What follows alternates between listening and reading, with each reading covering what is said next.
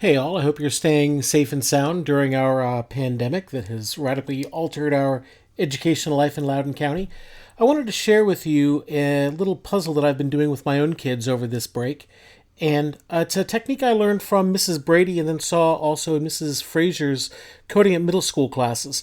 This is a great way to keep your kids engaged with something that is educational, but they will maybe be willing to do a little more voluntarily than some of the other stuff speaking from personal experience that I've fought with my own kids about.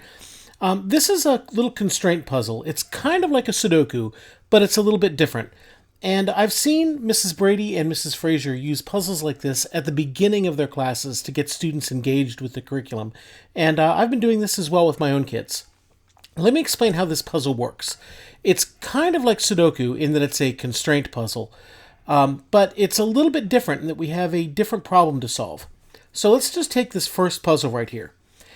Every number is going to appear 1, 2, 3, or 4 in every row and column is going to appear exactly once. So like this, and we're given a 1. This could be 1, 2, 3, 4. We're also given a greater than and less than hint, saying that this square is going to be greater than that square. In this sense, it's a little bit different than Sudoku, because in Sudoku, while we use numbers, we don't really care what the values of the numbers are. You could just as easily use a bunch of letters or a bunch of animal faces. Here in futoshiki, the numbers actually matter. So how do we figure this out? It doesn't look like there's a lot of information here when all we have is a 1 and some symbols. Well, let's start by considering what we know about just the first column here. Well, we know this one can't be a 1 because there's already a 1 in this row. So it could be a 2, 3, or 4. But actually it can't be a 4 because this is less than that number, and the biggest number that could be is a 4. So this one can't be a 1 or a 4. This can only be a 2 or a 3. So I'm going to mark that. I have my own little notation here, but you can make up your own. I'm going to mark it like the corners of a die. I'm going to say 1, 2, 3, and 4. So I know that this one can have values 2 and 3. Let's look at this one. This one can't be 1. It's greater than that one, so it can't be 2 because we need to leave at least a hole for that one. So this one can be 3 or 4. 3 or 4. Now let's look at this one. It can't be 1. It can't be 4 for the same reason this one can't be 4, because we need to leave a 4 to occupy that space. So this one can be 2 or 3. So we've already learned something. If we look at these squares in this row, there's only one that can be a 4, and it's right here. So that one is the number 4. Let's look at, this row. Let's see what we know. Well, we know this one has to be greater than that one, and the smallest one this one can be is a 2.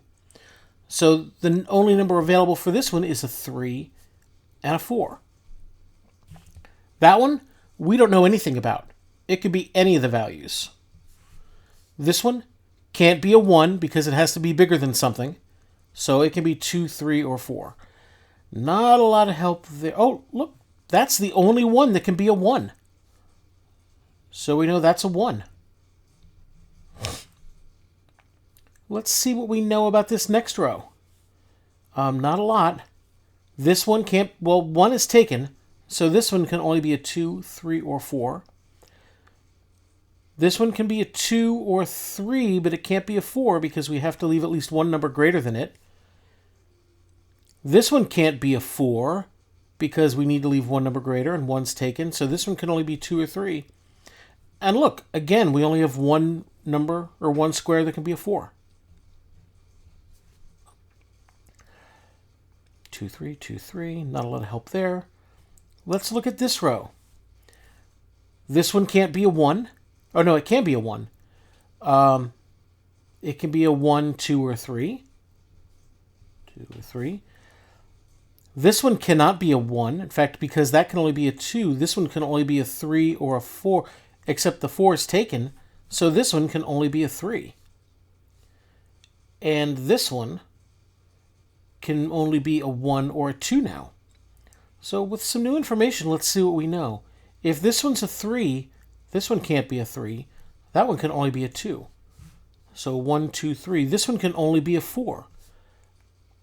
If that one's a 3, well, that 3's out. It's either 1, 2, 1, 2, 3, 4. Let's look at this one now. It can't be a 4. It can't be a 1. This one is either a 2 or 3. Oh, when we figured out this 4, we know that one can't be a 4, so this one has to be a 3. If that one's a 3, this one has to be a 2. So 1, 2, 3, 4. Hey, this is coming together. 1, 2, 3, 4. 1, 2, 1, 2. 2, 3, 2, 3. This one can only be a 1 or a 2. This is the only one in that row that can be a 1. So this one has to be a 2. Since that one's a 2, this one has to be a 1. Since that one's a 1, this one has to be a 2. Now 1, 2, and 3. We solved the first puzzle. That didn't take too long. And it really, once we had a couple clues, it really fell fast. So that's a 4 by 4. Let's look at a 5 by 5.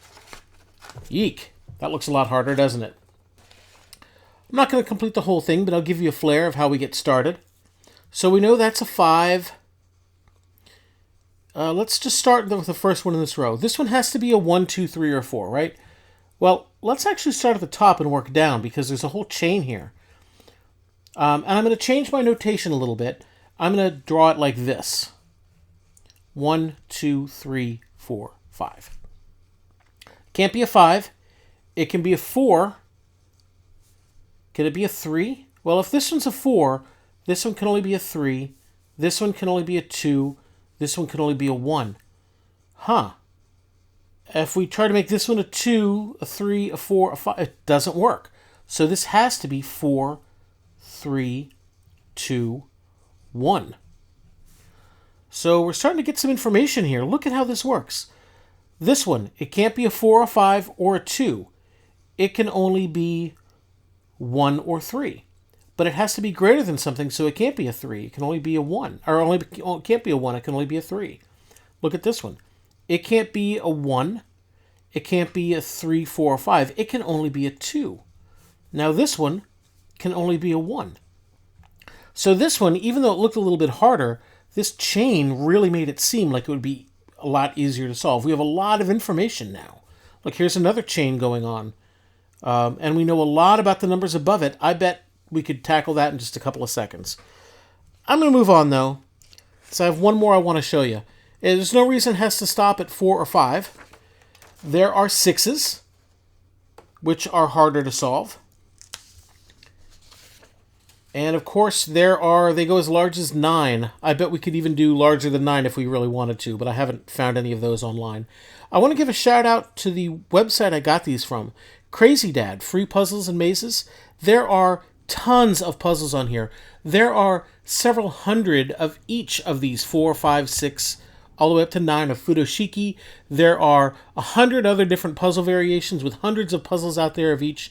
If you're looking for something to do with your kid that will get them not directly related to the school's like testing curriculum, but absolutely related to having them think computationally, what we're looking at here ties in the computational thinking concepts of problem decomposition, because we have to say, you know what, here's a whole problem, but let's look just at this part for a minute. Then there's a little bit of pattern recognition, because we look for patterns in chains. Here's a little chain that could tell us something. There's data analysis here, because at certain times we have to look at a row and say, well, if we know that about this row, what does that apply about this column? And finally, the even algorithm design ties into this. You saw my little notation for, 1, 2, 3, 4, 1, 2, 3, 4, 5. My kids don't like that. They have their own way of drawing it. So your student might come up with their own way of drawing this stuff as well. So this ties into a lot of great computational thinking problems and skill set that we want to develop in our students that doesn't necessarily have anything to do with the 7th grade curriculum or any grade curriculum exactly. Well, thanks for your time. I hope this has been helpful.